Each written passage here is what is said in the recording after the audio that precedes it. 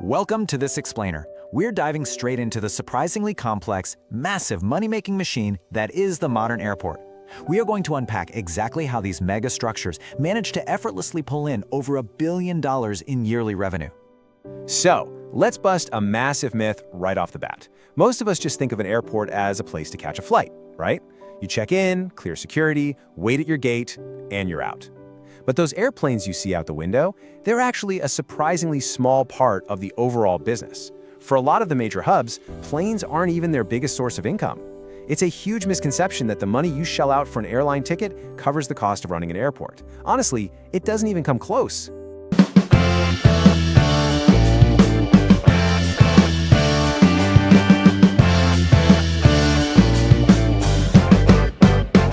Because what we see as passengers, the runways, the terminals, the gates, that's just the surface. Behind those big glass walls is an entire, fully functioning city that literally never sleeps. We're talking about their own independent road networks, giant shopping malls, hotels, huge warehouses, and even their own emergency hospitals and power grids. They operate as these colossal economic gateways that generate billions by perfectly blending transportation, real estate, hospitality, and logistics all into one single footprint. Let's actually look at how this builds up. Take a hypothetical passenger. We'll call him Rahul. He shows up 3 hours early, thinking he's just there to wait for a flight. But in reality, he has just stepped into a carefully engineered monetization funnel. It kicks off the exact second he pulls his car in.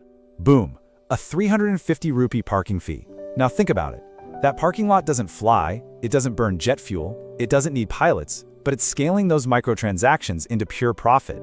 Some major airports are making tens of millions of dollars a year just from people leaving their cars there. And it gets better. Take that 400 rupee coffee Rahul grabs once he's inside. That shockingly overpriced latte is absolutely no accident. Sure, the cafe pays premium rent for that high footfall location and they have extra security costs, but the airport itself often takes a direct cut of those sales right on top of charging that premium rent. The airport didn't brew the coffee, they didn't bottle that notoriously expensive 200 rupee water, but they're taking a slice of the profit from every single sip. The genius here is that airports have completely mastered the psychology of the captive audience. It's a group with high dwell time and zero alternatives. Once you're past security, you literally can't leave. You might be stressed, excited, or just incredibly bored. And what do bored people with time to kill do? They spend money. Airports are basically in the business of converting your waiting time into their high-margin spending time. You know how you rush through security, only to suddenly hit this winding, relaxed pathway right after? That is 100% intentional. Pre-security is all about efficiency, processing you as fast as humanly possible. But post-security, the walkways suddenly curve. You are dropped into this maze where you're practically forced to weave past duty-free stores, luxury boutiques, and tech shops just to find your gate. It's called passenger flow design, and its sole purpose is to maximize the chances of you pulling out your wallet. But hey, let's say you're super frugal. You get dropped off by a friend, you don't check a bag, and you absolutely refuse to buy a single thing inside the terminal. Well, the airport is still making serious money off your flight before you even step onto the tarmac. Welcome to the invisible B2B economy. This is where the real microtransactions start stacking up to hit that $1 billion yearly revenue goal.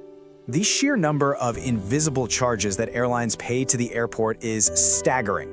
The moment a plane's wheels touch the runway, a massive chain reaction goes off. The airline pays a landing fee, then parking fees for however long it sits at the gate. If you use one of those glass aerobridges to board, the airline pays a fee for that too. Ground handling, baggage sorting, water refills, even the pipes used by the fuel trucks. Literally every single touch point is a leased, licensed, or direct fee paid straight to the airport. It's kind of like a highway toll, but scaled up to an insane degree based on weight and size. A small regional jet pays a relatively low fee, but a massive Boeing 777, because it creates way more wear and tear on that multi-billion-dollar runway and brings in hundreds of passengers, the fee absolutely skyrockets. So one large aircraft brings in a massive chunk of revenue just for touching the tarmac. And then there's the silent titan of aviation, cargo. While the passengers are sleeping, freight just keeps moving. We're talking medicines, fresh flowers, luxury watches, and unbelievable mountains of e-commerce. It's a brilliant business model because, unlike us, a box of electronics never complains about legroom, it never misses a connecting flight, and it moves high-value goods 365 days a year.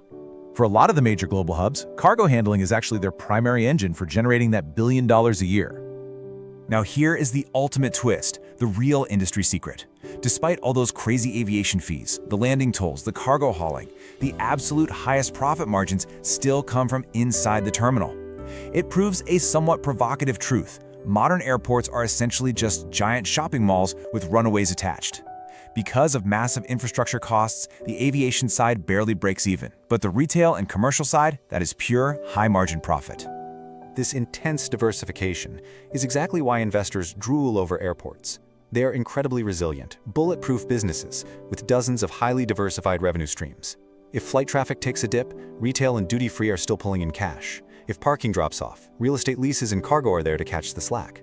They are collecting money from airlines, passengers, hotels, telecom networks, advertisers, and VIP lounges all at once. It's an economic fortress. Which brings us to the future of the industry, something called the Aerotropolis. Imagine a sprawling urban and economic center built specifically around an airport. Much like ancient cities were built around rivers or seaports, the modern global business district is being built around the runway. The airport itself literally becomes the economic heartbeat of the entire surrounding region. Instead of just having a bunch of empty fields around the runways, smart airport operators turn into mega real estate developers. Right on their massive footprint, they are building out logistics hubs, corporate business parks, huge convention centers, and luxury hotels. They lease this incredibly prime real estate out for decades, creating entire mini-cities where corporate executives can fly in, hold global meetings, and spend thousands of dollars without ever actually leaving the airport grounds. It's a fascinating cycle. You build the infrastructure, attract the airlines, develop the retail, and eventually expand into an Aerotropolis. Sure, the 2020 pandemic showed us that a sudden halt in global travel can definitely crash this model. Terminals went ghost town empty and revenues tanked. But the blindingly fast recovery that followed proved that once travel resumes, this multi-layered infrastructure is an absolutely unstoppable economic engine. So, wrapping this all up, a modern airport is an absolute masterclass in business diversification. It perfectly balances heavy aviation infrastructure with high-end commercial real estate to monetize global trade right alongside your personal travel habits.